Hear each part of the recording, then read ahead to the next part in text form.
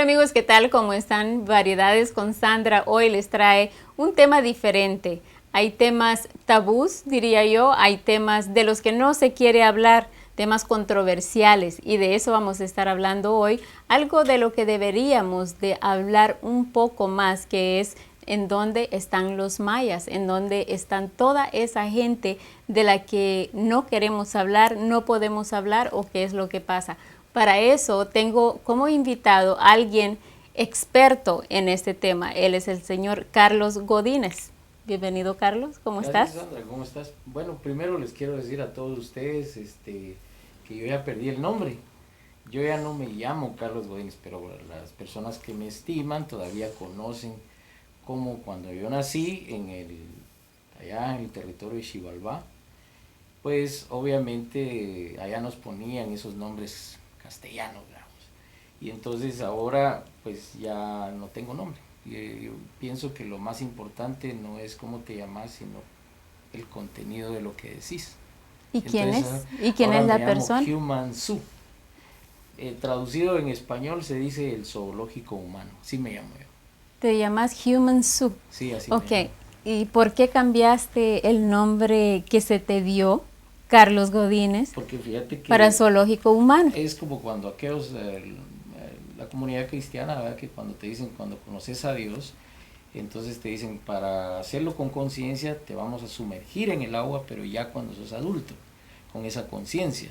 Entonces, como para decirte, pues, darte un ejemplo, el nombre para mí tiene un trasfondo de, de un empellón cultural al que fuimos sometidos desde los tiempos de la conquista. Y entonces, por ejemplo, para darte un ejemplo, el apellido Godínez significa esclavo de los godos. Ok. Los López, vos no porque sos Chavarría, ¿va? Pero los López son los esclavos de Lop en España y los Martínez son los esclavos de Martín.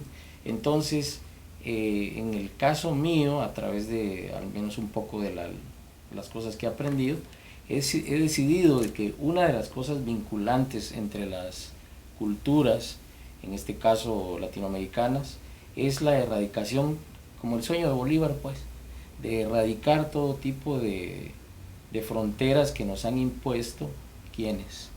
Aquellos que han venido a someter a nuestros pueblos. ¿Y quiénes son? En este caso ha sido la conquista española, en los 1529 en el caso de mi país, que pues si podemos mencionar es Guatemala, pero yo le llamo Xibalbá.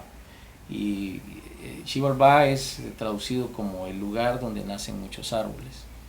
Y a mí me queda más eso que Cuautlemalán, porque la bandera, pues, no sé, en este caso algunas personas van a decir es que yo quiero mucho mi país y cuando miro el azul y blanco. En el caso del azul y blanco ha significado un atropello a nuestras culturas originales, muy directo, y ha sido desde el momento en que se ha fundado la nación como tal, a través de los españoles. Te puedo mencionar lo que escribió un amigo Efraín de los Ríos en un libro que se llama Hombres contra Hombres, y yo creo que es un esbozo social de lo que sucedió en ese tiempo, sucede, y yo no sé si va a seguir sucediendo, ya depende de nosotros. Es esta frase, mira, la frase dice así: un acto crea costumbres, Okay. y estas una identidad, que por lo tanto definen los destinos de los pueblos. No, a nosotros el primer acto de violencia que trajo el español ha definido una cultura que prácticamente ha definido el destino de nuestros pueblos. Y en este caso, el pueblo maya ha estado sumergido en la pobreza, por ejemplo. Por ejemplo, en el caso de Ríos Montt, las masacres de Ixil, que es una lengua nativa, y que fueron desaparecidos cientos de miles de personas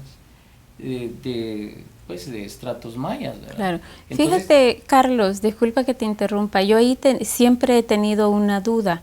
Ah, ves que todas las masacres que se hicieron, todos esos fósiles que se han encontrado, ok, y todavía nos preguntamos, ¿a dónde se fueron los mayas?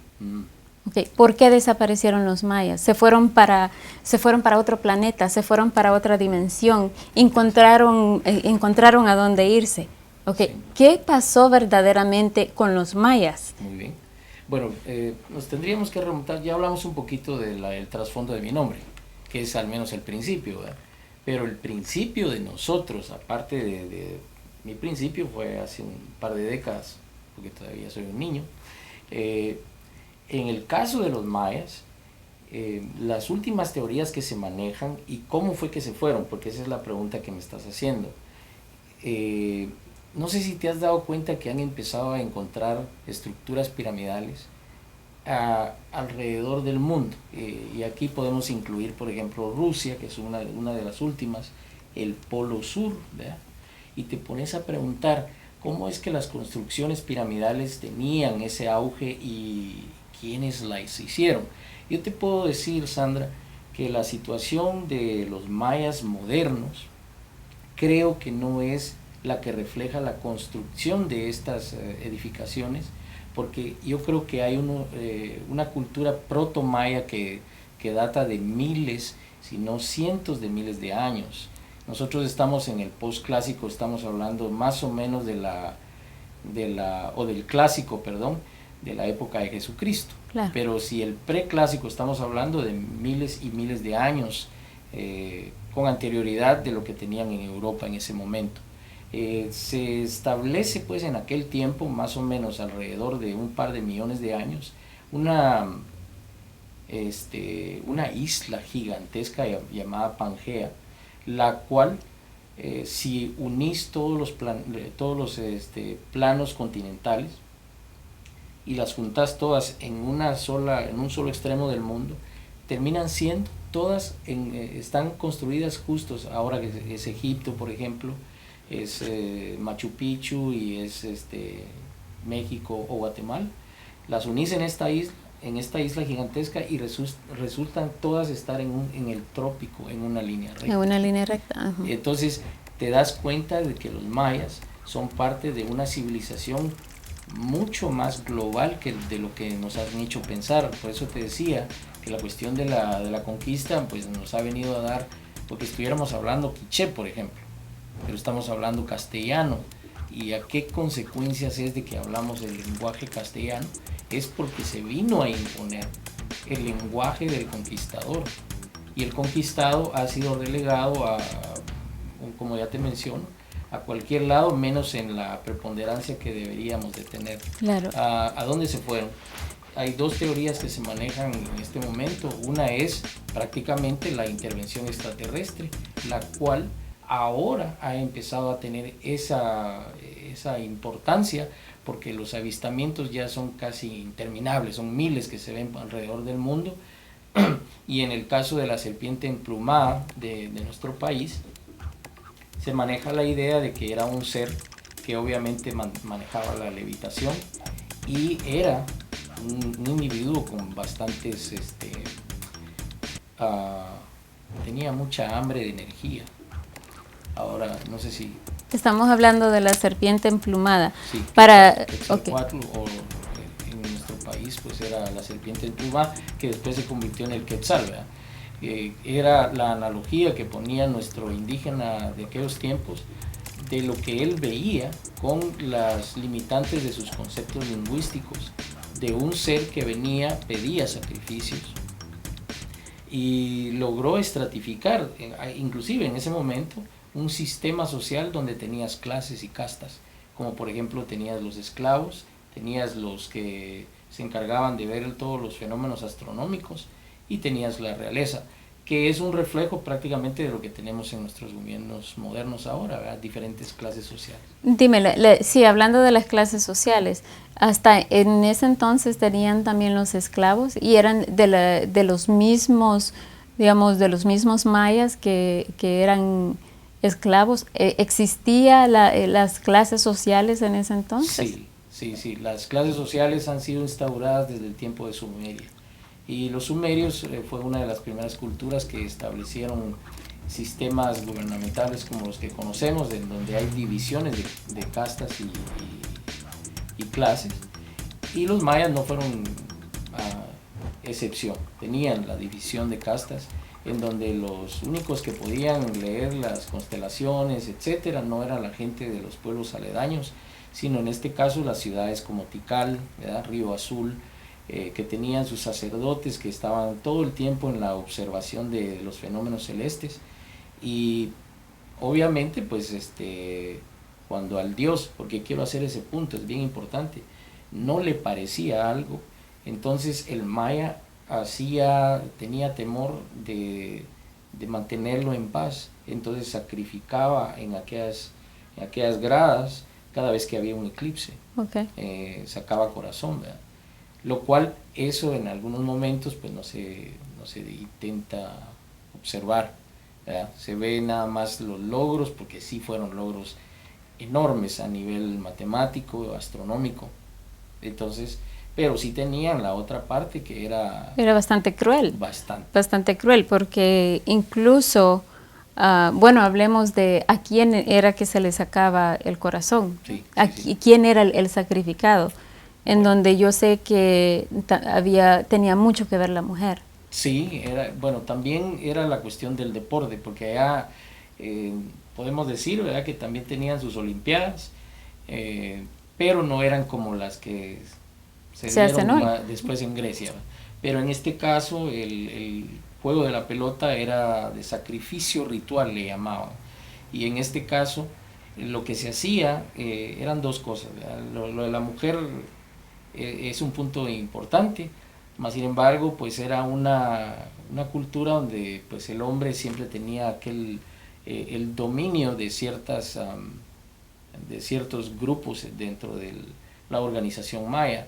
Entonces en el caso de los partidos, en un momento ciertos científicos europeos y algunos norteamericanos manejaban la idea de que el equipo perdedor del partido de cierto sacrificio era el que se sacrificaba en esas escalinatas.